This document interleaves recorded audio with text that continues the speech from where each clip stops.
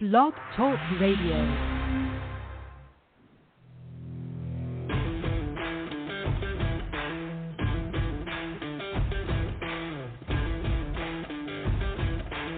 The following broadcast is brought to you by the iGolf Sports Network. Golf Talk Live is sponsored by the iGolf Sports Network and Golf Tips Magazine. Here's Andrew to tell you more about our sponsors. iGolf Sports is a live stream broadcast and media production company providing quality programming designed to attract the golfing enthusiast. And Golf Tips, the game's most in-depth instruction magazine, including reviews on the latest equipment, tips from top teaching professionals, all designed to help you improve from tee to green. Welcome to Golf Talk Live with your host, Ted Odorico. Join Ted each week as he speaks with some of the best in golf. This week's special guest will join us a bit later. But first up is another great discussion on Coach's Corner. So let's introduce tonight's Coach's Corner panel. All right, good evening, everybody, and once again, welcome to Golf Talk Live. I'm your host, Ted Odorico, and we've got a great show for you tonight. Actually, part of it's been rescheduled from last Thursday, May 19th. We were supposed to have this evening's special guest, and unfortunately, he was a little under the weather and had to cancel, and one of the panelists also had to cancel due to some circumstances that come up last minute. So we were kind of left caught short, so we decided to, or rather I decided to cancel it, and we were fortunate enough to get our guest rescheduled for this evening. So he'll be joining us, and I'll tell you a little bit about him in just a moment. But we're going to be joined by the panel here as well. Tonight on the Coach's Corner panel is John Hughes and Clint Wright, and I'll tell you about both of them in just a moment. But I want to share some news. I didn't get a chance because we were not able to air last week, as I just mentioned. Very good friend and one of the family, as we would put it, here on Coach's Corner and Golf Talk Live, and also part of the Golf Tips Magazine family, recently passed away. And I just wanted to share that information. Of course, I'm talking about Tim Kramer. He would normally be joining Clint tonight on the Coach's Corner panel. He and Clint had been sort of partnered, teaming up, if you will, the last few years on towards the end of each month on the Coach's Corner panel. But regrettably, he lost due to some last-minute illnesses that he'd been struggling with, and unfortunately he passed now almost 2 weeks ago. But what I wanted to mention was that they are having a celebration of life gathering for Tim, which is going to be held on Friday, June the 3rd, from 5:30 to 8 p.m. It's going to be held in the Stuart, Florida area, which is just around the Jupiter, Florida area, at a private residence. I can give you some a little more detail as we move along. But also for those that are out of town that aren't going to be able to make it to that gathering, and it's a very casual, it's not a formal gathering. It's just sort of no specific agenda or schedule or any specific speeches planned. It's just really a celebration of Tim's life, an opportunity to mingle and share some memories and jokes and even some inspiration with one another as we remember this very well-loved gentleman. And there's also going to be, for those out of town that want to participate, they're going to be providing a Zoom link, so people can also Zoom in and kind of see everything that's going on. But that will be provided. I don't have that yet, but when I do, I will provide that for everybody on my social media platforms. Currently, the general notice is up on my Facebook page. So if you go to Ted Odorico on Facebook, you will see that front and center.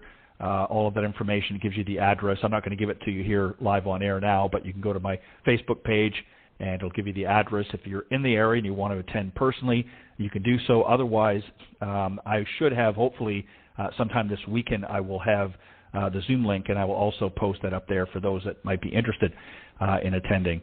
But our deepest condolences to his family, and particularly to Julianne St. Aubin, who was his partner and girlfriend for a number of years. She's obviously very distraught at losing Tim, and as are we, and we just want to give our best to her and his family as well, and our deepest heartfelt condolences and compassion for losing Tim. And as I mentioned here, I'm going to introduce the panel here. We're just waiting for one, John, but I'll introduce them both anyways, and then John can join us. But first up is Clint Wright. He's a 30-year member of the PGA and one of the partners at TGM Golf. TGM Golf is a big proponent of the R3 approach and considered by me certainly to be one of the best covering the short game and a favorite here on Coach's Corner panel.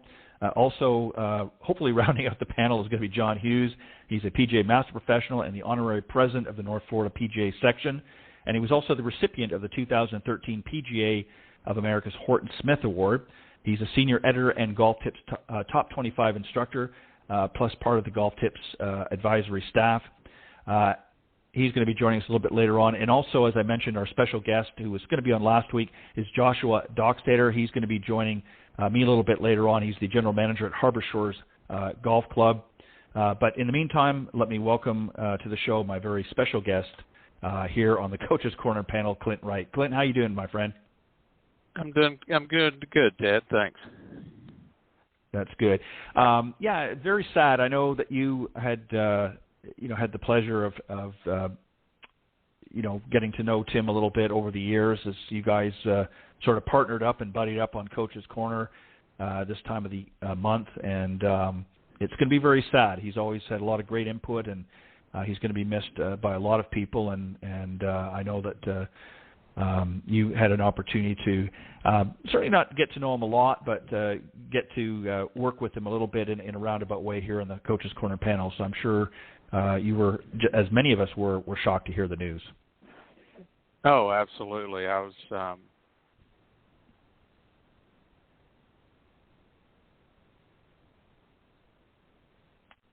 Yeah. I think you cut out there, Tim. I'm not sure. Tim, sorry. Clint. How about that? You got me now? Can you hear? Yeah, that's having a little storm. That's good. You better. Okay. Yep, that's well, good. As I was saying, I never met Tim. I knew of him through his experiences with golf and mind coaching, and it is tragic, and we hope everyone. It's going to be sad for a little while, but life's got to go on. I think Tim would have been the first one to tell us that. But I'm going to miss his thoughts of the day. I don't know if any of y'all were on his website or subscribed to it, but I always got his thought of the day and always found them to be quite interesting. Some of them were a little bit on the edge, but most of them were pretty good. Yeah, he always had a lot of great information, and of course he was in charge of the Peak Performance Mind Coaching was his business, right. And he not only brought that to the show, but he also, as I had mentioned briefly, had become part of the staff, if you will, contributing staff since I'd taken over with Golf Tips magazine, and featured his articles every issue, and had some great feedback on them as well. So I was very grateful, and he's certainly going to be missed on that level. All right, we're going to move on, and as I said, later in the broadcast, towards the end, I may repeat some of the information I did about how you can participate if you want. Sure. And, again, I will also give the Zoom link as well once it becomes available. All right, we're going to talk about, here are some tips, if you will, for your next golf outing. I think this is a few good tips, and we'll keep an eye out for John. Hopefully he'll make it this time again. But I know how we've talked about this before, how difficult sometimes it is to come running from the golf course when you got lessons that run late. So I certainly appreciate it. Yeah. No ill will, John, if you happen to hear this later. So one of the things I think one of the things that first and foremost that we're going to talk about some physical things that can be done, but one thing I think, Clint, that really needs to happen is to mentally prepare for your next round, for whatever outing, whether it's a club championship that you're playing in, or whether it's whether it's a scramble of some sort or a corporate event, what have you. I think it's a good idea to sort of mentally prepare. Give me an idea, if you would, Clint, on some of the things that, over your career and that you've worked with students. And I know you don't necessarily focus specifically on the mental game, but I know you help prepare people. What were some of the things that you did to help them get their mind right, if you will, in preparation for whatever outing may be coming? Well, back in my collegiate coaching days, I got college players prepared for events. And one of the things that I impressed on them and not to be argumentative with you, but it's really not mental preparedness. It's more emotional preparedness. Mentally, we know we're going to play in the event. We know what we're doing. We got all of our stuff, but it really comes down to the emotions that change from what you'd call a company round of golf, where we're just out playing and working on things. That's leisure golf versus competitive golf. And we all experience it. The best players in the world experience it. There is a different emotional level. So the question that you have to answer for yourself is, how do you, as an individual, control or manage the emotional change from, as we might want to talk about, the practice tee to the first tee? That's kind of what you're talking about. And so I've been interested in some of this for a long time. We don't talk about it much because sometimes I think we go down too many rabbit holes already. But a lot of this comes down to how you control your breathing, what your body mechanics and the biology of the nervousness or the emotions, how it changes you physically. And one of the things that I have found to help me was more or less paying attention to my breathing, making sure that I'm taking deep breaths. I'm not I'm not holding my breath. You see people start getting nervous, they get tight, and the tension level rises. And a lot of by your body's going, hey, you need to breathe here. Whatever you're doing, we need to get it over with now to where you can breathe again. And so that tension level comes up. So I look at it as far as how as a person, and it's a matter of discovery. I don't think there's any one right answer here because we all react to these things differently. So it's emotional, it's not mental.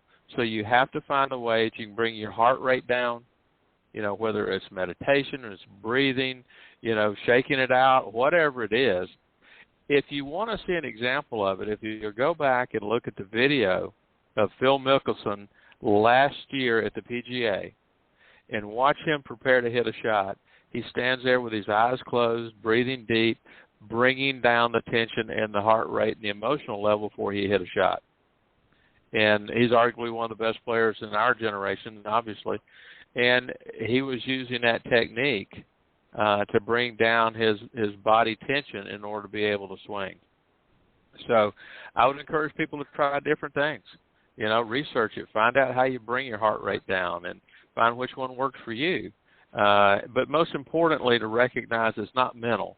It's definitely an emotional issue that may be a flight or fight type deal. That's all.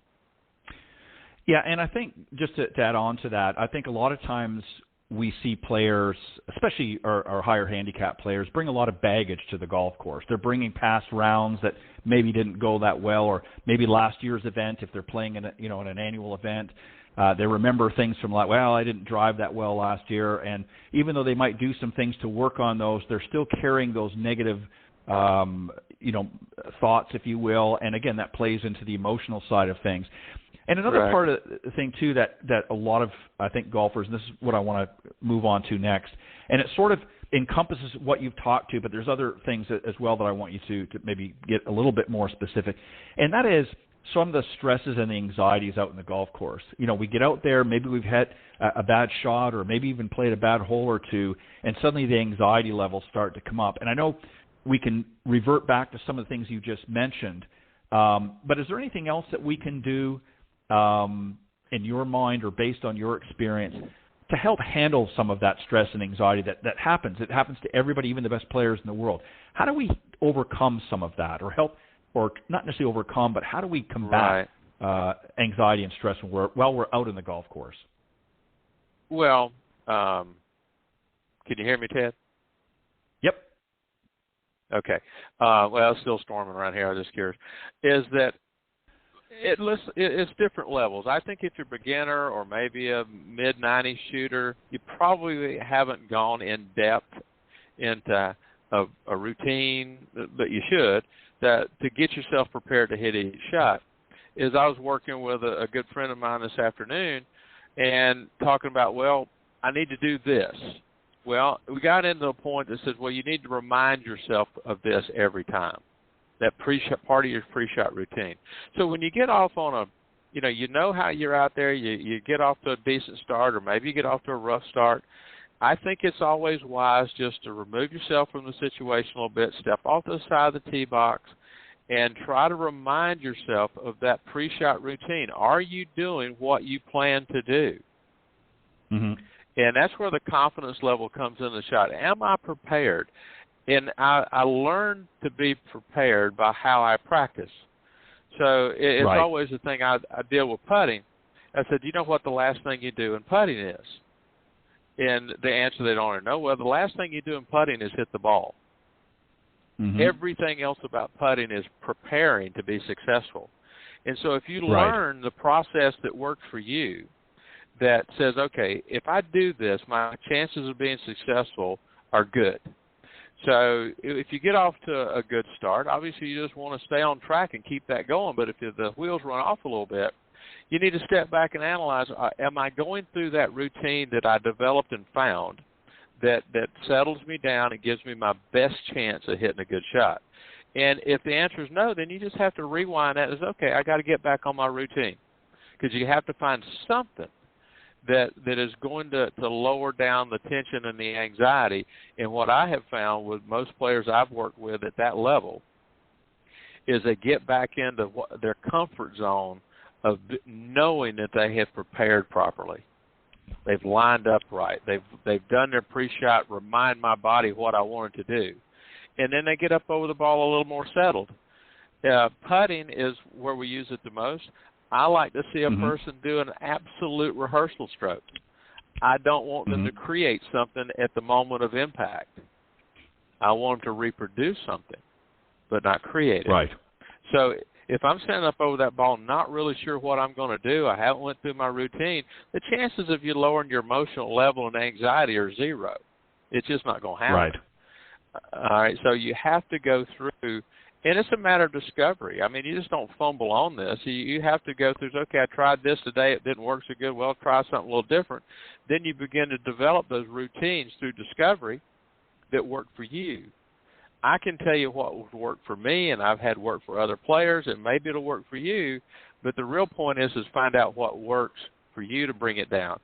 And without a doubt, it is a pre-shot routine that includes lining up and setting up, but most importantly, getting a good rehearsal of what you want your body to do. How are you going to try to hit this ball? You can do it with your driver all the way down to the putter. Know what you're going to do before you get up there, and then reproduce. Don't try to create something at the moment of impact. And then therefore your mind will kind of settle down a little bit. Yeah, and that's a really great point because, this is something that a lot of amateur golfers could take away from professionals because that's exactly what they do. All players, doesn't matter what level, we all get nervous. We all get a little anxious, on the first tee.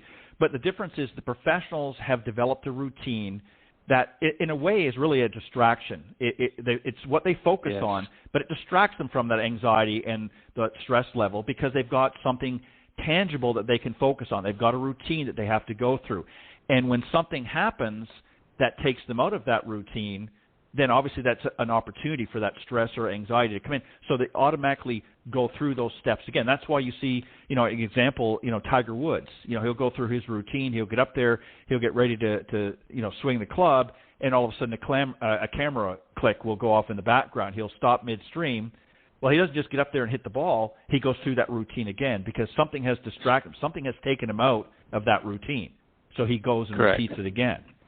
And that's why it's important to do that. It's not just about getting yourself into a rhythm and getting yourself, that's obviously important, but it's having a routine and an understanding and a preparedness, as you mentioned, of what it is you're about to do. And you do that for every single shot. The other thing, too, that a lot of really good players do is nobody, I don't care who you are, how mentally tough you are, can have and be focused for 4.5 hours or 4 hours, whatever your round of golf takes. So what you have to do is in between shots, you have to relax and let your mind, temporarily, if you will, think about something else. Enjoy the walk, look around, enjoy the nature, whatever it is. and don't be so rigid until you get up to the ball again and you're ready to do your next shot. Then you go through that routine again. And I think if you do that and allow yourself to decompress in between, that is going to help greatly, I think, with the anxiety and stress during the Without run. a doubt. One thing you bring up, Tiger, is that I think that I'm going to say this right, but in his putting, every putt he hit took 17 seconds. Mm-hmm. Okay? 17 seconds. That was his routine. He got into it and go. But one thing I'd like to add to that is that everything we're talking about, it takes work to learn those things. You, as well as most any golf teacher or professional, can watch a group of people practicing and tell you who the players are by how they practice. Oh, yeah. The players, by far. The players never drag and hit. Right.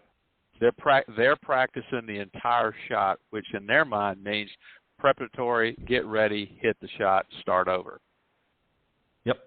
The exactly. we don't call them hackers, but the not accomplished players are hit and drag. So with that in mind, be a player. Start from behind it. That's where your shot starts from, and you have to learn that just as well as you learn on how to move the club through the space. It's all part of it. Right, and you have to be consistent with it as well, because that's the other thing. You mentioned about Tiger's putting at 17 seconds. Now, I'm not saying you have to do 17 seconds. Yours might be 20 seconds. No, me neither. But you have to be consistent with what you do in your pre-shot routine, because that's the other problem that allows those opportunities for stress and anxiety to creep in, is because you get 1 minute, you get up there, and maybe you're doing 2 waggles, and you're looking up at the ball once or twice, whatever your routine is. Right.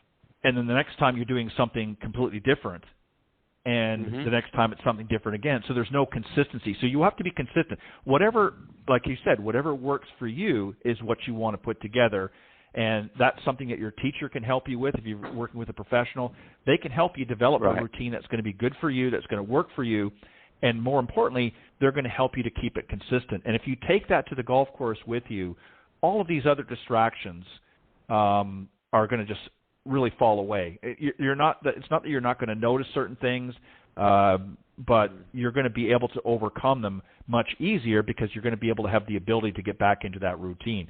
And you're going to be, as you said, a player as opposed to just somebody that's sort of hacking their way around the golf course.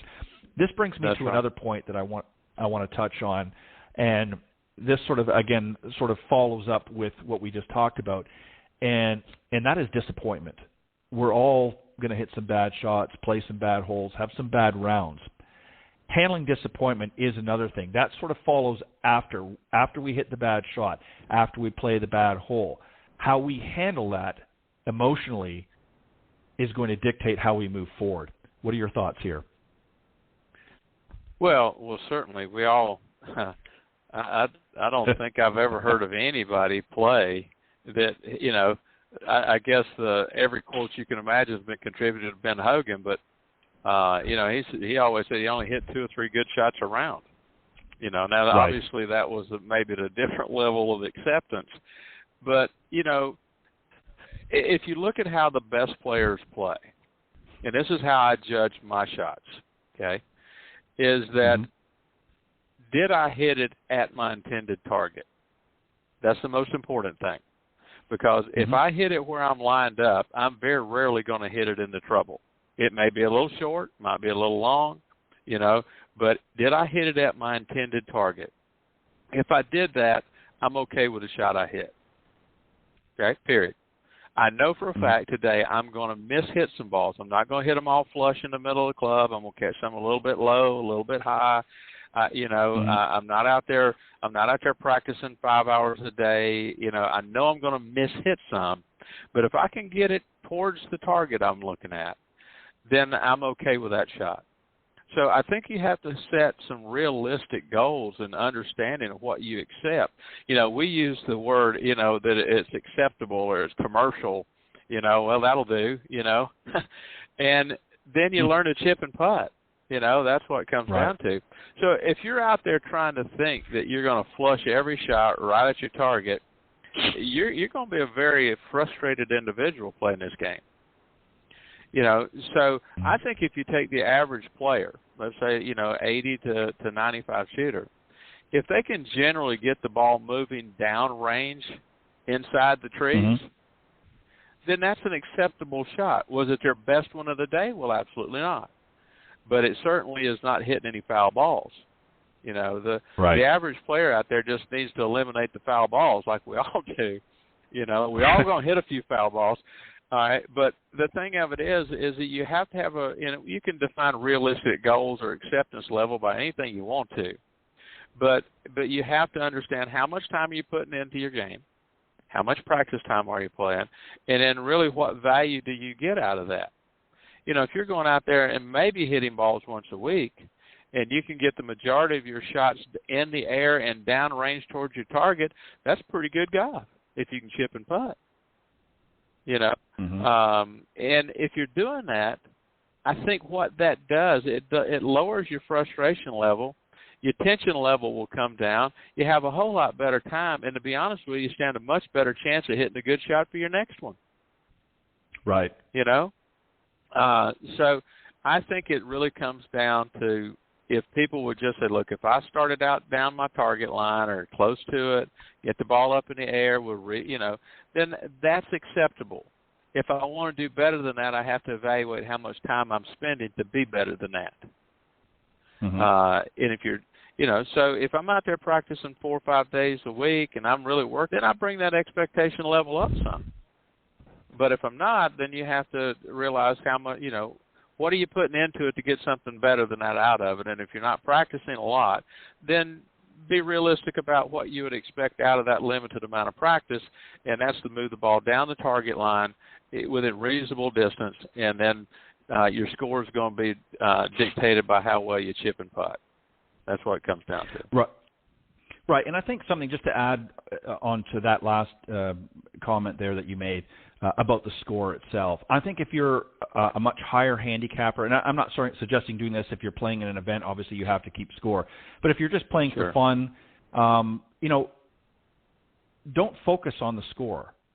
Keep track of things. Keep track of how many putts you made, how many, your stats. In other words, and there's a lot of great apps out there if you're a little bit more, you don't even actually have to be tech savvy, but I would personally like to jot them down. But if you're somebody that has acquired some of the apps that are out there that will help track some of these statistics for you or certainly help you, by all means, I think that's a good thing. But I think to not focus on the score, that can help eliminate a little bit of the disappointment, because obviously what range you're playing in right now anyway. So you don't really need to know the scores. But I'm not saying don't mark it down, but I'm saying don't sit there, keep counting all the way along and say, well, if I get, birdie the last 2 holes and at least par, I'm going to break 90, unless, or break 100 maybe a better example to use. And just focus on the process. Focus on, like you said, getting it down the fairway, and get yourself into a scoring position. And then keep track of things so that you can evaluate them after the round, and when you're back together with your golf professional, you can go over that. But focusing on the score is another way, I think, of adding disappointment, because you're going to look at that and you're going to say, well, I was really hoping I was going to make that par on here, and I ended up double bogeying. So now all of a sudden, again, that anxiety and stress comes in because you're not meeting the marks that you set for yourself. So I think sometimes focusing on the process as opposed to the result or score. Now, the result of the shot, you want to focus on that. I didn't hit it my best. That's okay. Mark it down, make a note if you need to, and then evaluate it a little bit later in the round when you're done. But don't sit there and drag all that along. But I think sometimes people focus too much on the score when they don't need to. When you get to be a better player and you're more consistent, then you can sort of add that back in. And obviously, if you're playing in an event, you have to. But I think sometimes let me add something. Yeah, let me add something into this before we go to the next thing. It's more about accomplishment than score. Yes. And I never realized that until I was around high school golf for a little while. My daughter was the coach at one of the local high schools. Well, during the high school daily matches, they play double par. That's the most you can make. Okay? You hit it 6 times on a par 3, you pick it up. You made a 6. Well, it was unbelievable, the excitement and the happiness that you saw in some of these players when they actually got around 9 holes without having to call double par. So the score was still way high, but they accomplished getting 9 holes in without having to go to double par. They got it in under. They made double and triples. They didn't have double pars, and so it's again. I think what we're talking about, not necessarily the score, but the accomplishment. Are you getting better? I always start out my students with double par, pick it up, putt out, and then once you get to that level, then you keep some score. But it's about accomplishment from the starting point to where you're at now and where you may want to go. It's a matter of prioritizing things, and right. It's, I always looked at things when my background also was sales, and people obviously you want to focus on sales to a certain degree, but there's a process. There's a pattern that you go through, if you will. There's steps that you have to take in order to be successful in sales. And if you're focusing on the money and focusing on how much I'm going to make or how much I'm going to do that, then you're not really focusing on the things that you need to.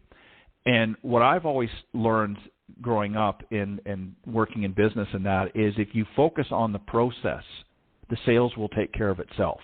And it's the same thing in golf. If you focus on the process, working on your technique, working on things, I'm not talking about in the course, I'm talking obviously in your practice sessions, and then work on utilizing those skills that you've now developed out in the range, take them out into the golf course, and you'll begin to start seeing yourself improve. It's going to take a little while because golf is not an easy game. But if you focus on those things and practice those things, the end result you'll start to score better because you're playing better. And so that's why I always say don't focus on the score. When I get newer players or even younger players coming out that have not had a lot of experience in golf, I don't even focus. I mean, I'll mentally keep note of the score, but I don't really have them focus on it because we're working through a process. And I think that's where, especially a lot of new people coming to the game right now, could benefit greatly. Don't worry about the score right now. Let's work on getting the ball into positions that are going to be beneficial for you on that hole. So getting it into the fairway or advancing it down the fairway, getting it into scoring positions, working on your putting, your short game, other areas of the game that are important, that are going to help you score better ultimately. And when you do that and do that with a process and with a pattern, then ultimately the score, as I said, is going to take care of itself. And that's what I've always tried to do. And I think that's why you see some people are more successful than others, whether it's in life, in business, or out in the golf course. It's because they're more in tune with what the process needs to be and not so much on the end result. The end result will take care of itself if you're working through the processes. Last point I'm going to make. Another one, Clint, I think that's important is, and we've talked about this many times, but how to prioritize your time on the range. This is one that everybody, you alluded to a little bit, the rake and hit. We see that all the time with a lot of of our hackers out there or high handicappers. I don't like to use the term hacker either, but let's call it what it is. What are your thoughts here? What's the best way to utilize your time if you're going to spend some time on the range? And let's differentiate first because there's two options here. There's the guy that wants to go out and work on certain things, and then there's the warm-up before the round. That's entirely different than the guy that's working on his game. So let's tackle the first one here. How do you prioritize your time on the range when you're working through the process, as it were? Okay. Well, I think there's two different factors or two different levels you can talk about. Is that if I'm playing, let's say I'm a single-digit handicapper, so I'm playing, I've got my stats. I know over the past 5 rounds my driver was in the fairway, whatever my trouble area is, that's where I'm going to spend the most of my time trying to work myself through those problems. It's like for me right now, I've been playing a little bit. 2 days ago I played and I drove the ball terribly. So this afternoon between rainstorms, I went out and worked on my driver to get a feel for it. But I knew that because I kept my stats. I knew how many fairways I was hitting, how many putts I had. And so I'm going to look at my entire game. I look at it not on the range, but I've got 2 hours to work on my playability. And so where do I need to spend it? Maybe I spend it in the bunkers or around the greens chipping in or putting. It's not in that particular player's realm to just say, I'm going to go hit balls on the range. Okay? Now, with that player, they're going to go with their stats and go to their trouble area, and they're going to work through that. Now, they will come back through and refresh themselves for a few shots on what they're doing good. They're going to get a maintenance attitude about their iron game or their drivers or whatever. I'm going to hit a few balls just to keep that going. But they're going to spend most of their time working on those areas they've identified through their playing stats. Now, with that player, their warm-up routine is nothing more, in my opinion, than rhythm. Go out and try to find the rhythm of the day. You're going to do your stretching. You're going to get your body, the muscles pulling some blood in, and you want to stretch out and loosen up and go from there. It's not, obviously, we've talked about it, it's not a time to try to find your swing. You either got it today or you don't. And I think the players recognize that. They're going out trying to loosen up, get themselves emotionally prepared and relaxed to go play, get focused on their routine, get focused on their playability. Now, if you look at, let's say, maybe the mid-teens handicap or above, I'm hoping they're working with an instructor that's going to give them guidance on their practice time, what they need to work on the most to improve. Is it they're moving laterally, or are they doing, coming up off of the ball too soon? Are they swinging too fast and don't have the proper hip rotation and getting the club outside or getting it inside? Whatever their instructor has identified about their movement through the space to hit a golf ball, that's what they need to be spending their time on. And to be honest with you, if you're not getting some minimal amount of instruction, it's hard to find those things, because you're just bouncing around guessing, okay? So I would spend the majority of my time working on those aspects that my instructor have given me specific ways of doing it, work on the drills, get your body in shape, and then whatever time you have to practice that day, take half of it and spend on the putting green. Okay, you knew I was going there, okay? Because you have to, okay, yeah. And so you still have to put the ball in the hole, okay? But so spend a little time each practice session on putting to find, and work on some things your instructor's showing you there, or simply just get out and hit some putts to where you keep a feel for it. If you play once a week, you got to kind of keep that feel going if you can. So it really comes down to the single-digit handicapper or player is going to spend the majority of their time where their stats show them that they need to work. And the beginner to high handicapper are going to spend the majority of the time where their instructor tells them they need to work, whatever aspect it is, okay? And that's obviously where you spend the most of your time. Well said. Now let's move on to a warm-up. This is something entirely different. A lot of people don't really understand what the purpose is here. This is something, what I mean, obviously, and I know you're going to agree, what we're talking about here as a warm-up is before you're about ready to play. So if you've got a 1 o'clock tee time, let's say, and you've arrived at the course, you've got maybe had a little bite to eat, and you're going to go out to the range and warm up. What are we doing in a warm-up here? How much time should we realistically allow for a warm-up in most cases? And you can do a split if you want to do it with the better players and the not as good players, what they should be focusing on during their warm-up. Well, I think this is one case where the two could probably be together, because they're either going to be an accomplished player or they're a learning player. So, but the whole problem is getting ready to play today. Okay. Now, again, when I was coaching, I'd have 5 guys in the bus, and I'd have one wanted 15 minutes, and the next guy wanted 2 hours, to get ready. So it's all a little individual. But if you look at a generic thing, I would like to have personally about 30 minutes to warm up. I'm going to go out and I'm going to basically hit a few wedges just to get my body moving. After I stretch a little bit. I'm notorious for not stretching. I just want to hit some balls. Let me make some swings. Other guys like to stretch a little bit, and then they make some swings. But to me, I want to understand, and this is the last thing I do, get my body loosened up, get stretched out, get going, hit a few wedges, hit a few 7-irons.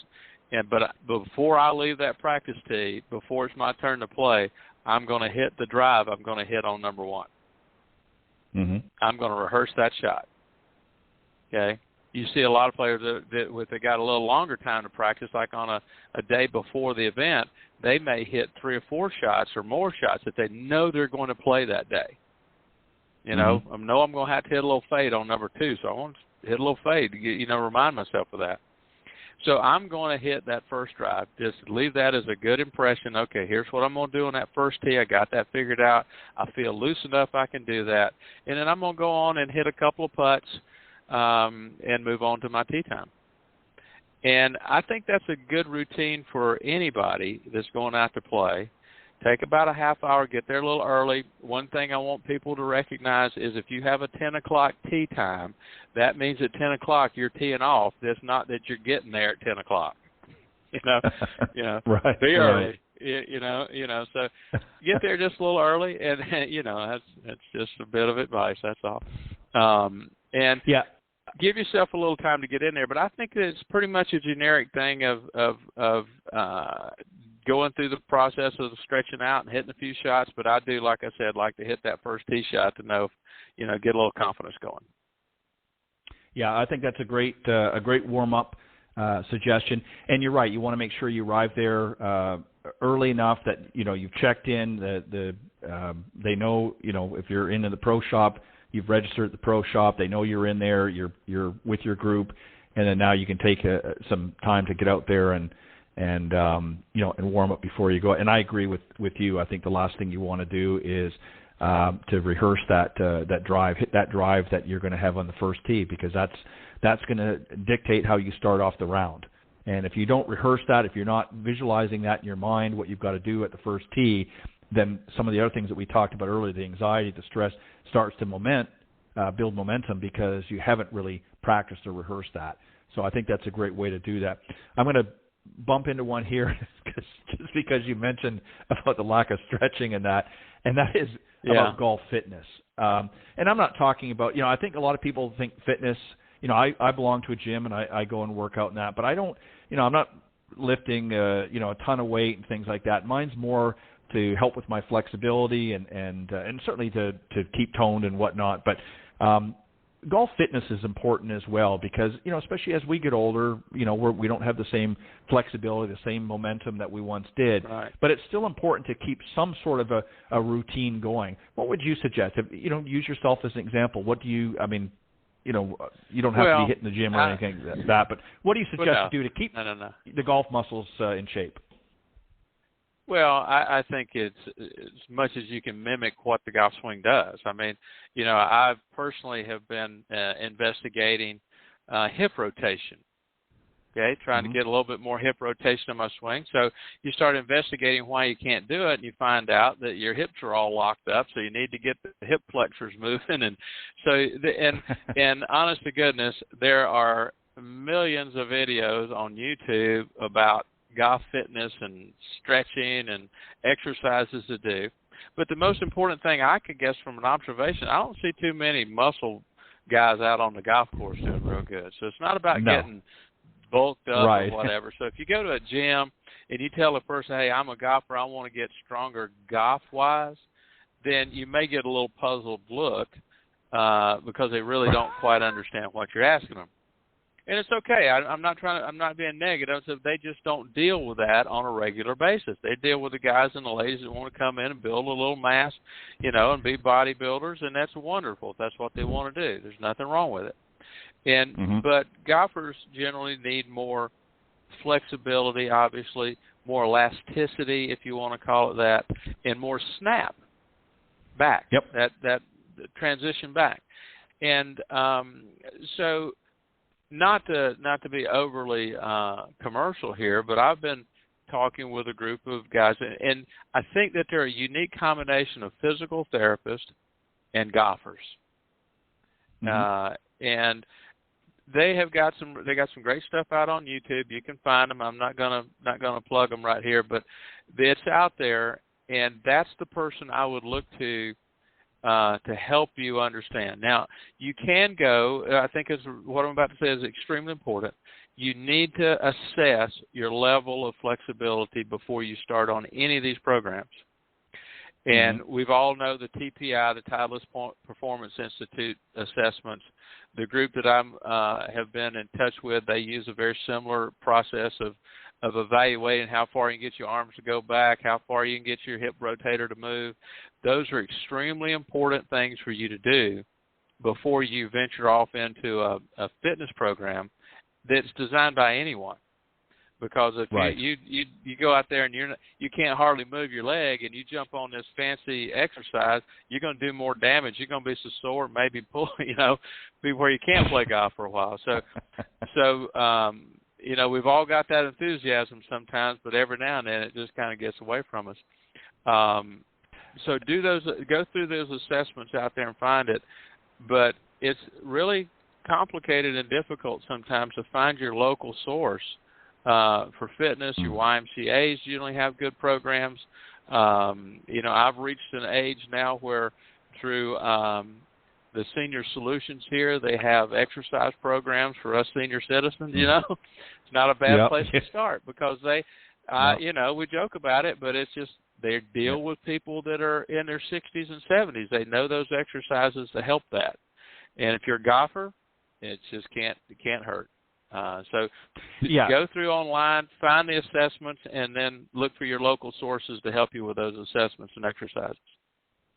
Yeah, that's a great point. And there are a lot of great golf fitness instructors out there. You want to make sure that whoever you're getting your information from is a certified golf fitness instructor because, and I'm all for, there's a lot of great YouTube videos, but as the old saying goes, buyer beware. Be careful of getting solicited advice from somebody that's not specifically trained in that. And like you mentioned, the TPI is a great. There's a ton of TPI certified fitness instructors out there for golf, and even many of the golf professionals now are getting their certifications in that because they recognize the value of that. So, I agree. There's a lot of great things to view online. It's a great way of gathering information, but you want to make sure you do your homework because you don't want to do something.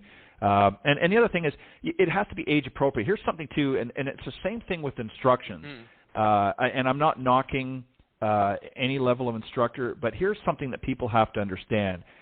If you've got an instructor who's 25 years old, let's say, or even 30 years old, and you're 65, 70 years old, there are things, that doesn't mean that they don't know anything. The problem is that they're going to have much more flexibility, and they're going to be able to do things that maybe you and I, Clint, are not going to be able to do. And I'm forgetting that we're instructor for a second, but I'm just checking if we were Joe Citizen out there.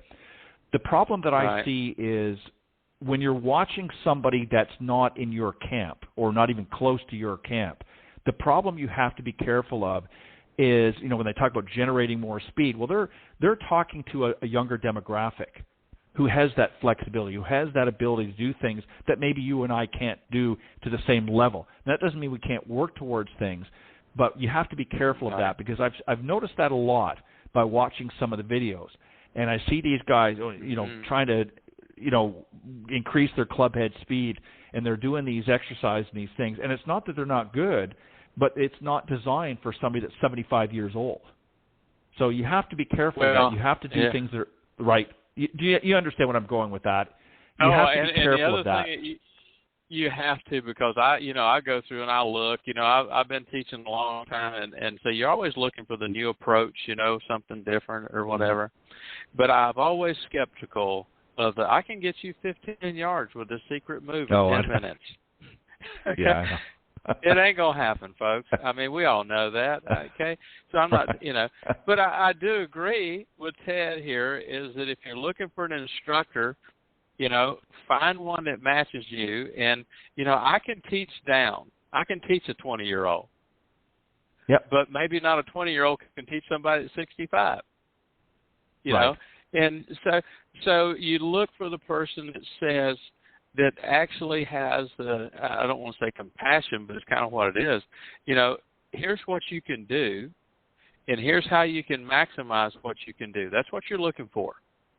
how somebody can help you get fundamentally sound and get you as much out of what you're capable of doing as you can get. That's all you can ask for.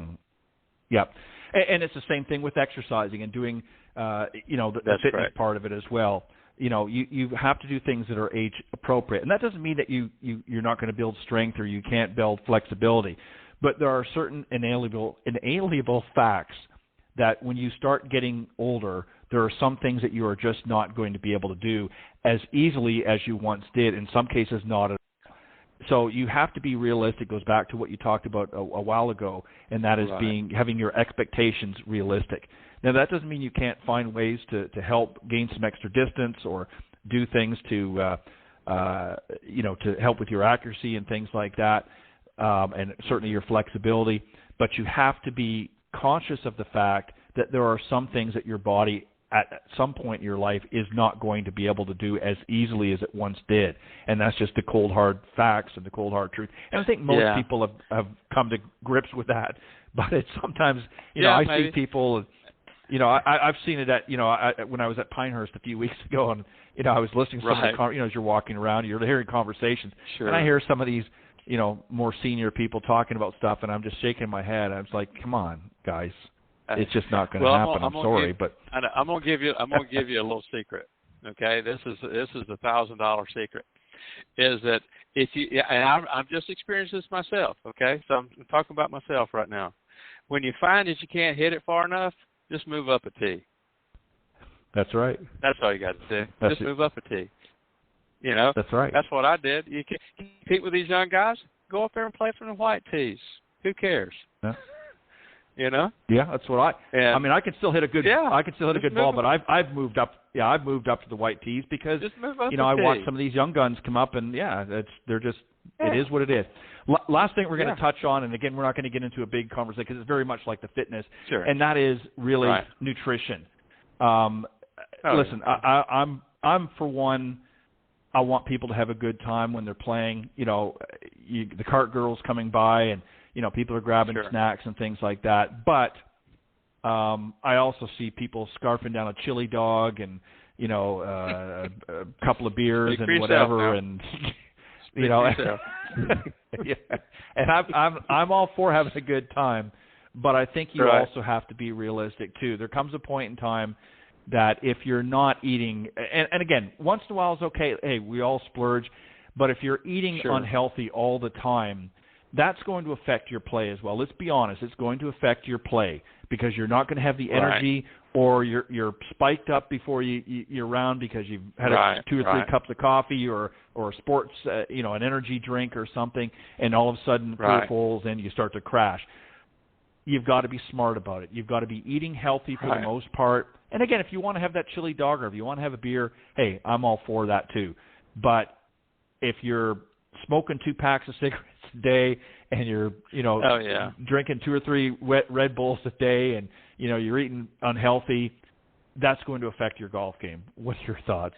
Go ahead, let me have it. Well, I'll let you have it. Well, you're talking to the wrong guy. But, you're absolutely right. But, and we see all kinds, and I've been in this business a long time like you have, so you see all kinds. But, I normally, we'll when we're playing, we'd tee off for, 10:30, 11 o'clock. You had your morning meal of some kind or another. And generally we go around. Most of the guys that I play with, they don't drink on the golf course. Okay. Mm-hmm. We'll play 18 holes. We have a ham and cheese at the turn, and we have our 2 beers when we get done, and we have a great time. And we see people that on occasion they take their 6-pack with them. They're having a great time. And we have a perfectly good rule about it. As long as you're not interfering with somebody else, have a good time. Have as good a time as you can have. But if you're going out to play golf, you're right. I mean, that's just a general life theory. I mean, you have to eat right and take care of yourself, regardless whether you're playing golf or not. And but you're right. I mean, I think Bobby Jones, in one of the books that I read about his competitive life, back when he was competing a lot, they played 36 holes a lot of times, a morning match and afternoon match. And he could always win the morning match, but he'd lose the afternoon match. Well, he finally discovered that big lunch and ice cream he had between rounds was affecting his play. So he stopped having that big lunch. So you scarf down that chili dog and 2 beers at a turn, you just got to figure you're not going to play as good on the back nine. That's just the way it is. You're right. So make up your mind what's more important to you. That's what it comes down to. But you're right. I mean, we joke about it, but you have to take care of yourself. I'm like you. I want people to have fun, and one of the interesting things at Pinehurst that I noticed was quite a few people coming in. By the time they were coming in off the 18, they had some red noses, and oh yeah, it was cool. Yeah. Company expense accounts, right? Yeah. But I'm like you. I like to have it at the end of the round. You can sit and have a couple of drinks, relax, and whatnot. And that's exactly what I did. And I'm not 25 anymore, so I can't handle it like I used to, anyways. But I really wanted to touch on some of these things because, again, everybody, it's been a great show. Especially now as we roll into into the summer months here coming up, and next month we're rolling into summer. And everybody wants to go out and have a good time. There's a lot of new people to the golf course. There's a lot of seniors on the golf course, and a lot of longtime golfers that have been playing for years that are coming back and getting out there. The summer's going to be here pretty much all across the country, hopefully. And as the cold weather eases down the road, we want people to have fun, but we also want people to be conscious of what they're doing out there, and hopefully some of the tips that we talked about tonight will help prepare you for that next outing, whether it be, again, your club champion or a corporate event or just your buddy foursome that you play with every week. Just keep mindful of some of the tips that we talked about. And as Clint pointed out, there's a lot of great, if you're interested in maybe learning a little bit more about fitness, there's a lot of great TPI fitness instructors that you can find online and find someone in your area that you can work with, or even ask your pro. Most pros do know somebody. If they're not connected directly, they may know somebody that is golf fitness certified nowadays, and they can maybe point you in the right direction. But that's due. And try to eat a little bit better. Have fun. Have your drinks. But try to eat a little bit better, too, so that you can be out there and actually enjoy your play. And if you're really playing lousy, then maybe you might want to have a couple more drinks on the back nine just to ease the pain. It'll get better. But it gets better. Yeah, it gets better before it gets worse. Well, Clint, thank you. Apologies from John. He, as I suspected, was with a student that ran a little bit later. He just was not going to make it. Yeah. But he knew I was in good hands with you. So, thank you as always, Clint. Yeah, you're welcome. I enjoy the shows, and pass it along to John. I'll drop him a note, and I'll also drop you a note shortly about the group that I've been kind of investigating with the physical therapy and fitness, and you can talk to them and see what you think. Yeah, they're pretty good. For sure. But definitely always enjoyed it. And if anybody wants to contact me, they can. It's ClintGolf001 at yahoo.com. I'll respond back to them, and look forward to hearing from some folks, and look forward to next month. All right. Thanks, my friend. Have a good weekend. Stay safe. I know that some storms brewing in the area, so hopefully go finish bailing out that boat. Bail out that boat. Okay. All right. Take care. All right. Thanks, Clint. You too. Bye-bye. Good night. All right. Clint Wright joining me here on the Coach's Corner panel. And as I mentioned, John Hughes, unfortunately, was not able to make it. He did message me through the show and sends his apologies and regrets that, unfortunately, he had got tied up at the golf course. This sometimes happens and with the guys, and I totally understand that that's a priority. Their jobs are a big priority. We always love to have them on the show, but sometimes they just can't make it. So his apologies were sent, and I appreciate it, John, and we look forward to the next time. All right, before I bring on tonight's guest, here's a quick message from Golf Tips Magazine. We'll be right back. The following ad is sponsored by Golf Tips Magazine. Are you tired of being short off the tee? And what about those 3 putts? Forget about it. It's time you got serious about your game. Golf Tips, the most in-depth magazine in the industry. For over 30 years, Golf Tips has delivered expert content such as the latest golf instruction from America's top pros, simple-to-follow practice and game improvement drills, fitness and mental game tips, equipment, training aids, accessory and apparel reviews, golf destinations and travel tips for every budget, and so much more. Don't miss a single issue. Go to golftipsmag.com and subscribe today.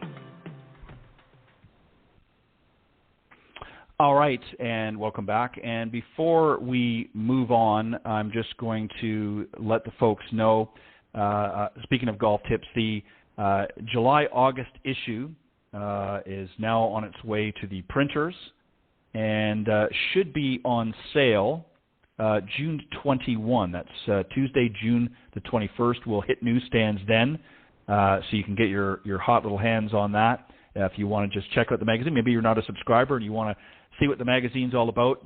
June 21st, it's available. Some of the more common places, Barnes & Noble and Books A Million, are some of the bigger chains that carry them, but you can find them at most newsstands around the country and up in Canada as well. But you can subscribe to the magazine. Go to golftipsmag.com. That's golftipsmag.com, and you subscribe to either, you can subscribe to the print version and or the digital version of the magazine, or both. There's ways to do that. And if you enter Golf Tips 21 in the promo code, you get a little bit of a savings there. Right now, for print only, you can get all 6 issues for the year for $9.99. So if you go, and that's good until June 30th, so you want to make sure you do that. Go to golftipsmag.com, and under the print section, just click on print. And if you order a subscription, you can get it for $9.99 by entering promo code GolfTips21. All right, I'm excited to have tonight's guest, and as I mentioned earlier in the show, unfortunately he was a little under the weather last week, but he quickly rescheduled for this week, so I'm excited to have him. I'm going to introduce him, Joshua Doxtator. He is the general manager at Harbor Shores Golf Club in Michigan, and over 20 years experience in the hospitality industry with over 15 relating to golf course and resort operations. Oversee all operations at the Harbor Shores Resort and assist with the KitchenAid Senior PGA Championship in 2022 and 2024. Is recognized as a leader in player development and a top 50 U.S. kids teacher, as designated on the honorable mention list. 2012 PGA Southwest Section Player Development winner for growing the game with programs exceeding over $500,000 in revenue annually. He's experienced in brand design and management, and it's just a great guy. So we're happy to have him join me again here on the show. Please welcome my very special guest, Joshua Doxtator. Good evening, Joshua. How are you? I'm doing very well.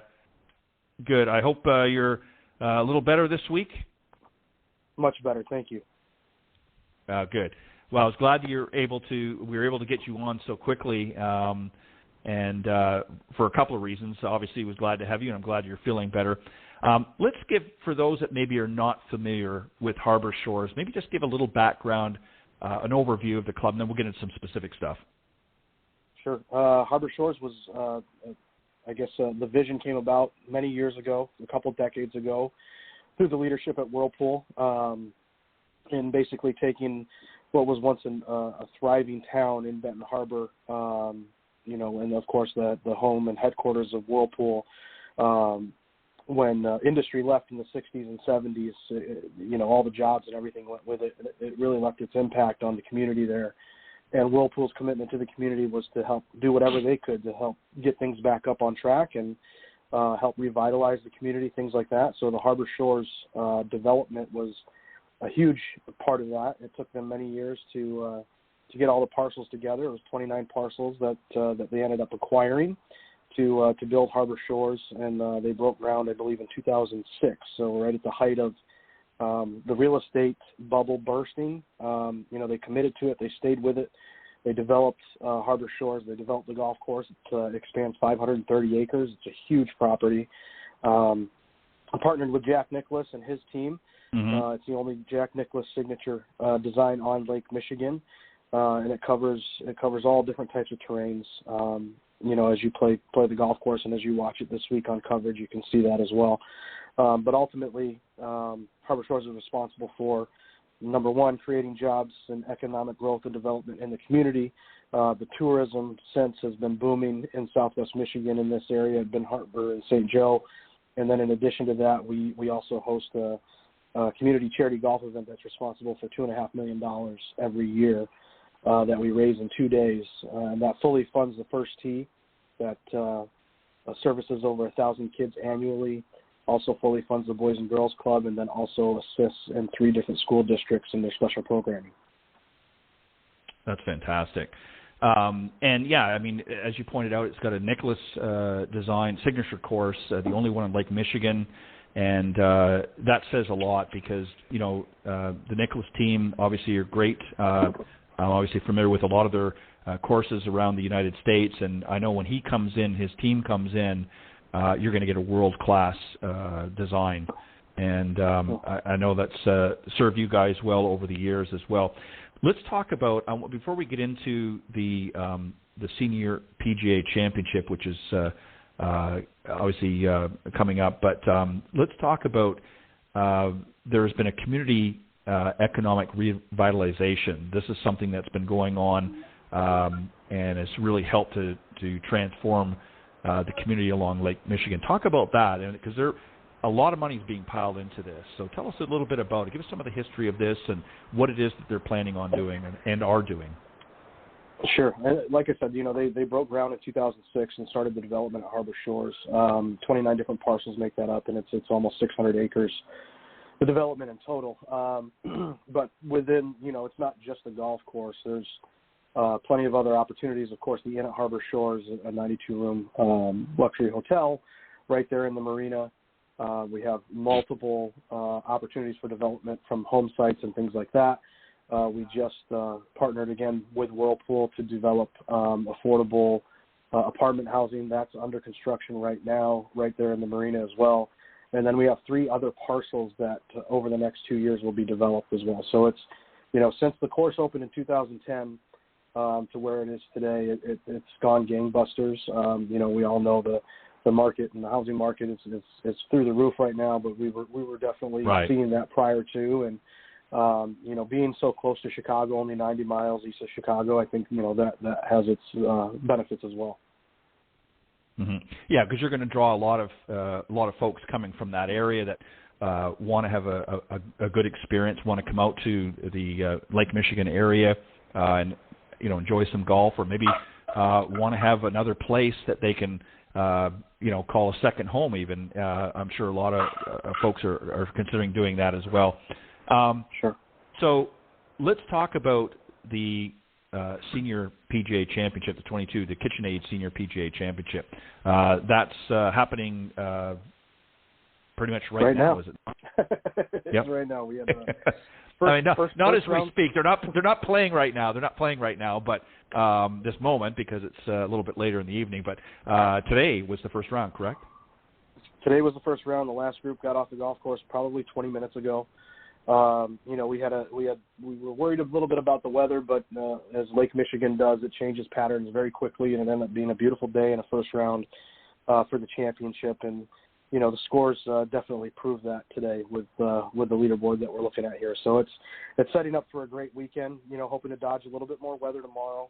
Again, Lake Michigan does some funny things, so we're hoping it works for us again tomorrow, and then get into the weekend where we have a tight race for the most coveted major championship in senior golf. Yeah, and these are among the best players. We'll talk about a few of them that are going to be there, or are there in a moment. But you know, these are some of the best players from around the world that have you know, been part of the PGA Tour platform, if you will, for many, many years now on the Senior PGA, or the Champions Tour, as it's often been called as well, that are coming together and literally culminating at Harbor Shores for probably one of the most prestigious events in senior golf. So it brings a lot of the and here's just a few of the players that are going to be there. All 4 golfers who have won the championship at Harbor Shores are in the field this year. Roger Chapman, Colin Montgomery, Rocco Mediate, and Paul Broadhurst, who won it back in 2018. So a lot of these guys are coming in this week to try and battle it out, if you will, one more time. And also Padraig Harrington, who is the 2020 Ryder Cup captain for Europe, is also going to be in the field. So you got a lot of accomplished players that people will probably know most, if not all, of their names. That adds a lot of excitement to the event as well, correct? Yeah, absolutely. This is by far the best field that we've ever had contesting at Harbor Shores. So that's definitely exciting for us. And then you have the new ones on tour, Ernie Els, you had mentioned, in addition to Padraig Harrington, Mike Weir, the list goes on and on. So it's great to see that, as well as our past champions competing in this event. And the PGA of America is also doing something, too, that maybe most people probably don't realize, but they are offering free access to some of the fans that want to come out and watch the event for those folks that are 17 and under. So a lot of junior golfers that maybe look up to some of these guys and say, hey, I want to see some of the action, they're getting up and I won't say in their face, but they're getting up there, and it's not costing them anything, right? Yeah, absolutely. With any grounds ticket, 17 and under are free, as well as any active or retired military service. Right, which is was going to actually be my next point I was going to make as well. So all active duty, military retirees, active reserve, National Guard, Department of Defense civilians, and accompanying guests will also be admitted free of charge to the championship as part of the PGA of America's commitment to various military initiatives in remembrance of the men and women who have served in the United States Armed Forces. So kudos to the PGA of America for honoring many of the not only active but many of the retirees as well of U.S. military, all branches, of course. And KitchenAid, of course, is the sponsor. They're putting some money in. Now, 2020, of course, the event was canceled due to COVID, so this is making it extra special coming back here this year to sort of make up for that loss back in 2020. So they're obviously engaging and sponsoring. Maybe you could talk a little bit about them as well. Yeah, Whirlpool KitchenAid, again, their commitment to the community it goes far beyond this week and the KitchenAid Senior PGA Championship. But, this week does allow us to spotlight, Southwest Michigan, the area, Benton Harbor, Harbor Shores, and all the different programming and things that we have going on. Tonight there's a community concert that they have going on that's free and open to the public. They're expecting 7,000 to 10,000 people to attend. There's just community events all week surrounding this championship, and after a 4-year hiatus, the excitement couldn't be bigger. We have 1,200 volunteers that make this happen, and they're all, of course, I shouldn't say all. A lot of them are local, but they understand the importance that it brings to the community, and again that notoriety, that recognition of the community, and going above and beyond, and we've heard multiple players say that they just love coming here because of the hospitality, because of the way they're treated, and the way that just people interact with them. Right, and there's a lot of, I just scraped the surface, but there's a lot of big names. Alex Ketchka, who was the 2021 senior championship champion, is also coming. But also you've got some other notables as well, Rich Beam, Sean Michael, Wai Yang are also there, and Bernhard Langer, Freddie Couples, Sandy Lyle, Larry Mize, Jose Maria Olazabal, and Mike Weir, of course, from Canada. So you've got a lot of really top-notch talent that everybody, as I said, would recognize that follows golf are going to be playing in this event. So it's definitely going to be a very interesting event to watch. Now, there's also, you were touching on this, but maybe you could expand a little bit more. There's some additional activities. Tell us a little bit more about the Kids Day. Why is that so special? And that seems to be a fan favorite. Definitely a fan favorite. So out on our dunes holes 7, 8, and 9, we have the kids zone out there. So there's a ton of activities for the kids, whether that's face painting, bounce house, just different activations, of course, Golfzilla, getting them introduced to the game of golf, and just being around it. So it's definitely a fan favorite. That, in addition to, all the other activations with celebrity chefs, of course, KitchenAid, the leader in kitchen appliances and things like that. They have a slew of celebrity chefs that come in all week and do cooking demonstrations, and there's always something to do. Whether you want to watch golf or not, you can find something to do. And that's taking place Saturday, May 28th. That's, again, going to showcase a series of special events It's really geared towards the younger generation of golf and of course, cooking fans, thanks to KitchenAid and Whirlpool. So how does, let's say if you're a parent listening to the show right now and maybe you thought, hey, we didn't really have anything planned for this weekend. Can they still get their kids involved in this? Can they still come out and enjoy it Saturday? And do they need to do anything to sign up for any of the events, or they just come up and show up and just enjoy? Yeah, you just come on out. You can purchase tickets at the gate, or you can purchase them ahead of time on spga.com. Everything's a digital ticket, so you come in. Of course, children are free under the age of 17.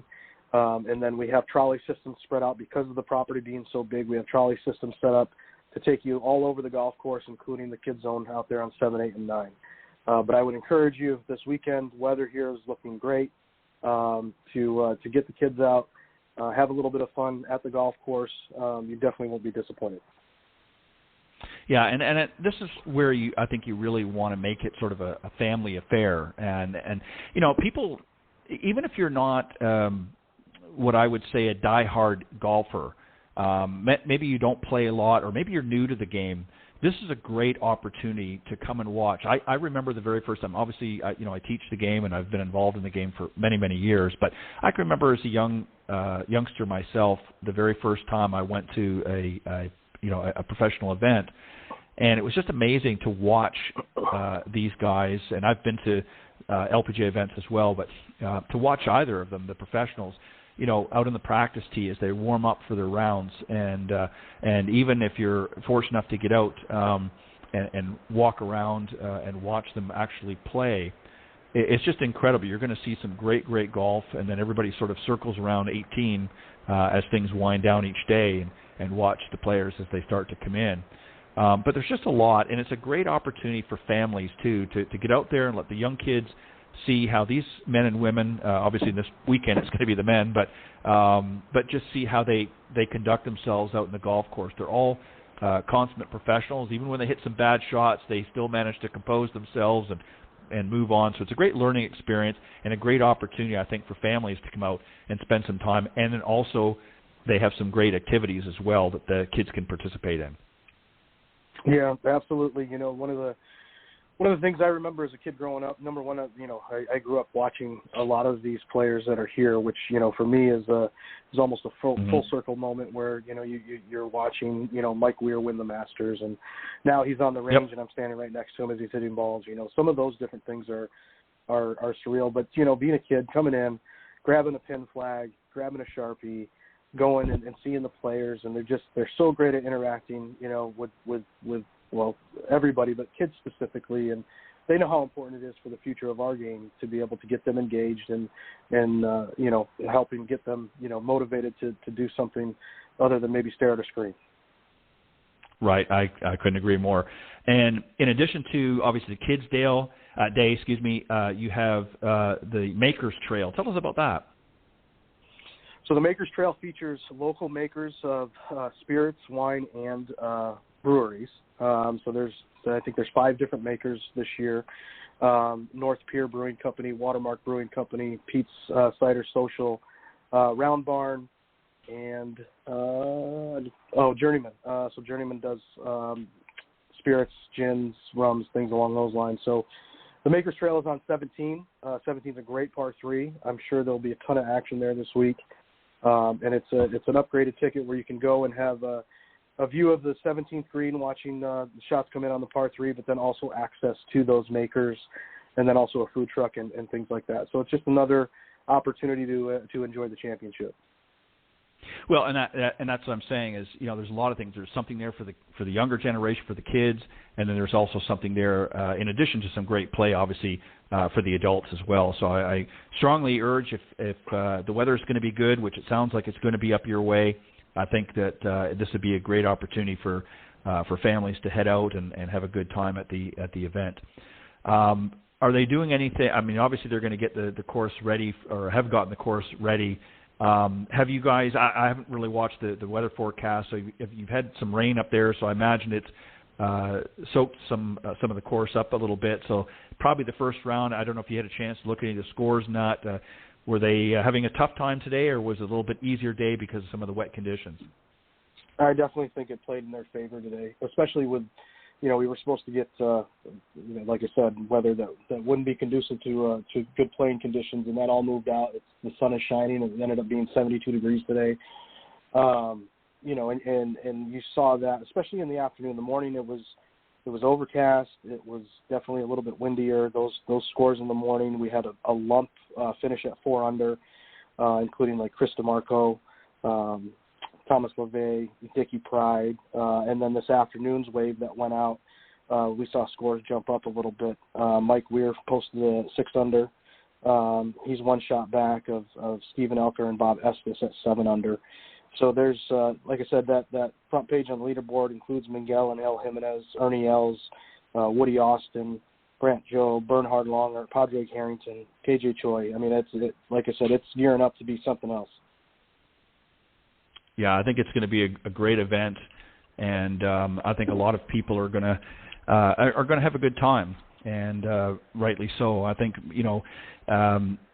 with everybody sort of having to hunker down these last couple of years, it's going to be nice for a lot of the folks to be able to get out and enjoy a great event, and again, watching some of the best players of all time get out there and battle it out. On this senior PGA event. And the course, again, being a Nicklaus signature golf course, it's going to be challenging. I imagine that you've had an opportunity over your time to play there. What's some of the challenges? I mean, obviously these guys are much better than most out there, but what are going to be some of the challenging holes for most of the golfers out there, do you think? Well, again, a lot just depends on the wind and where it's coming from. The wind can switch in a matter of hours. There's definitely winds that are more helpful today. The south wind made every par 5 downwind, which, of course is helpful. When you get winds out of the north or out of the east, it changes the golf course significantly. So, that's a huge factor. Outside of that, the landing areas are substantial. There's not really a whole lot of navigating off the tee, of course, fairway bunkers and things along those lines. But what really will separate somebody from everybody else is distance control and their irons and approach shots. And then if they do miss short game, we already know is a huge piece in putting and things like that. But the green complexes here are significant. They're large. They are complex, very undulating. I don't know how many have seen the clip of Jack Nicklaus making that putt when Johnny Miller said it couldn't be done. That was at Harbor Shores. And that green from the front to the back is the 10 to 12-foot vertical incline. And it's almost 3 separate greens put into one. And it's a 15,000, 20,000 square foot putting green on our 10th hole there today. So it's going to take precision from an approach side of things and distance control. If that happens with a hot putter, then you can make a good number. And I actually remember seeing that video, and that was pretty special. And I probably would have been more shocked if it had been anybody else. But seeing that Jack designed the golf course, he obviously knew how that green was laid out, and not that you could stand there with a bucket of balls and do it every single time, but that was definitely something special. Obviously, at Harbor Shores, there's a lot of great dining experiences as well. Maybe touch on a few of those for those that want to come out there and experience some of the great dining. Sure. Well, at the golf course, we have the grill at Harbor Shores that offers what I would call golfers' favorites. Sandwiches, things along those lines that you would expect to see at a high-end facility, but done exceptionally well. We also have Jack's Place on the golf course that does the same type of thing. And then at the inn at Harbor Shores, we have Plank's Tavern, which is a little bit more of a upscale casual dining environment.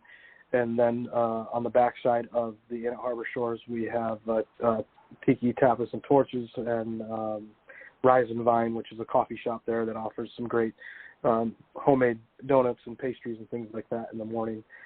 So there's definitely plenty of options here, and then of course, being in Southwest Michigan, there's quite an array of options for dining up and downtown in St. Joe and Benton Harbor. And you mentioned also too, and I know this is kind of getting a little bit away from things, but you mentioned about the real estate right now and some of the future development. If obviously, if somebody wants to learn more about that, they can get connected through the website, of course, and look at some of the properties and things like that. So we'll let them do that. We'll give them the information at the end. But again, that's an opportunity if they're interested in maybe looking at some property there. What would be, if you had to put a list of, say, 3 to 5 things that you would want to make sure that a guest coming to Harbor Shores takes in? What would be on the bucket list if you were coming to Harbor Shores? Well, I think number one, our beaches here in Southwest Michigan rival some of the best beaches, what I believe in the world. You don't think of a Great Lake offering just an unbelievable beach setting, but Gene Clark Park, and that's a beach we run and maintain here, is bar none better than a lot that I've had the opportunity to visit. Outside of that, I think just understanding what was here prior and what it is now, and playing the golf course and being, as guests play the golf course, there's storyboards set up on certain holes to help you understand what was there before. And, for instance, on our 14th hole, it was an old industry, or I should say an old building and factory that made radium dials for World War II airplanes. So it was extremely toxic. And basically when they decided to do this, there was a lot of cleanup involved, but that hole alone, they removed enough waste to fill a football field 70 feet high. And just the removal of the waste cost $15 million to make it right.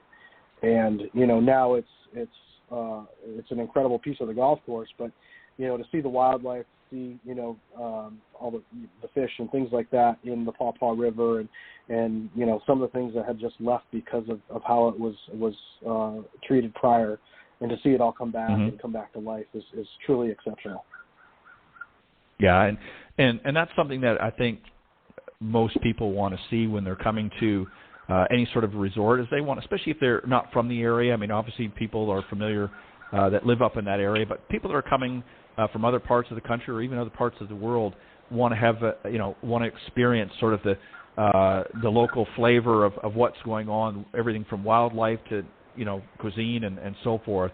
And this is something that you guys obviously, and you're exactly right. I've been to South Michigan. Haven't been there for a few years, but have been there, and the beaches are spectacular. So, and especially coming off of one of the Great Lakes, you wouldn't expect that as you would, here in the Gulf of Mexico or something. But no, they've got some great beaches there. So, a lot of good things happening.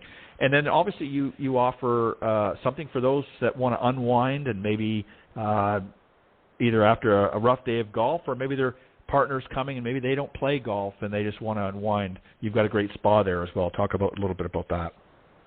Sure. A full-service spa, offering anything that you would expect, like I said, in a high-end resort. In addition to that, we have wine tours that we can set up through our concierge services. We have kayak rentals. We have, of course, watercraft rentals, whether that's boat, jet ski, or things like that. Just being here on the water allows us the opportunity to do so many different things. So, whether you like golf or not, or I should say if you have a spouse that's split, doesn't want to deal with the whole golf thing, we can fill their day with other things that they would enjoy, including, shopping in downtown St. Joe and the Arts District in Benton Harbor. And there's something for everyone without question. Yeah, and that's what you want. You want, obviously, a lot going on in the resort, but things in around the resort, too, that are available should people want to venture out and spend a couple of hours somewhere. You're close by to everything and a lot of different other activities as well. But it sounds like it's going to be a great event this weekend. Again, the first round started today, and got the Kids Day on Saturday. And for the makers as well that want to up their the ante, if they will, a little bit and have some fun, they can do that as well. Joshua, any final thoughts? Then we're going to give them the information on how they can go to the website. We'll give that information and let them see for themselves. Sure. No, I think ultimately, number one, if you have the opportunity to come out this weekend and experience the best and legends of the game, play the golf course, I would definitely recommend it. Bring the kids out. There's something for everyone. Spouses can get engaged with the KitchenAid Fairway Club and the cooking demonstrations and the celebrity chef guests that we have. And then in addition to that, if you can't make it out this weekend, try and do your best to make it out at some point.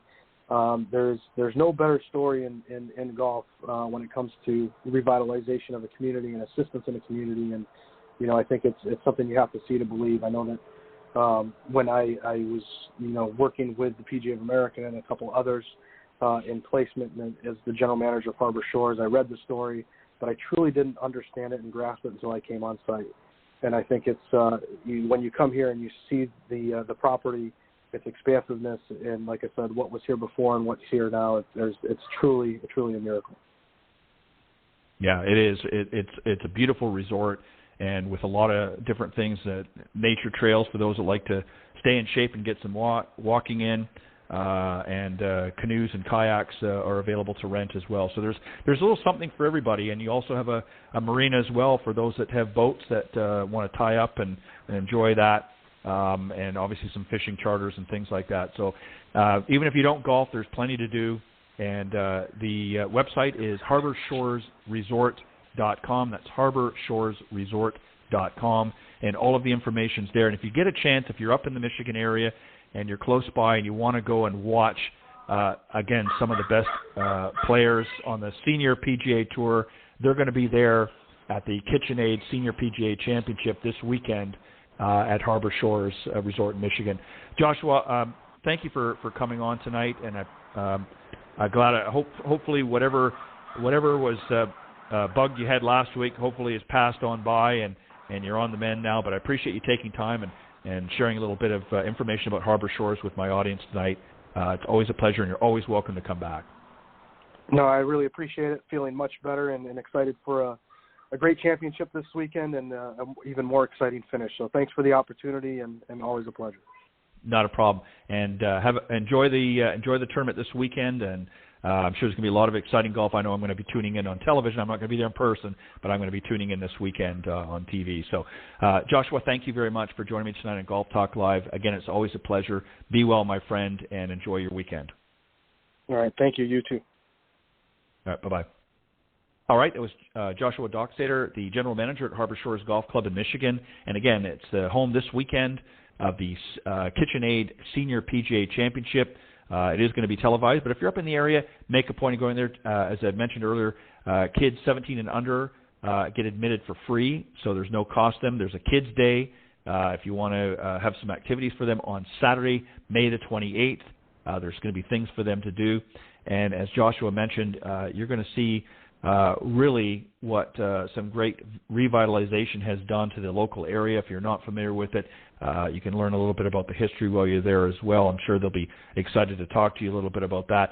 And there's also some great YouTube videos as well that you can go to Harbor Shores overview, the Harbor Shores Brownfield development. There's also some YouTube videos that you can search out there as well. But thanks, everybody, for joining me tonight. And, again, thanks to Clint Wright for joining me on the Coach's Corner panel earlier. Always a great job, Clint. And also to my special guest, Joshua Doxtator, General Manager at Harbor Shores Golf Club. Thanks, everybody. Have a great weekend. God bless, and I will see you next week right here on Golf Talk Live.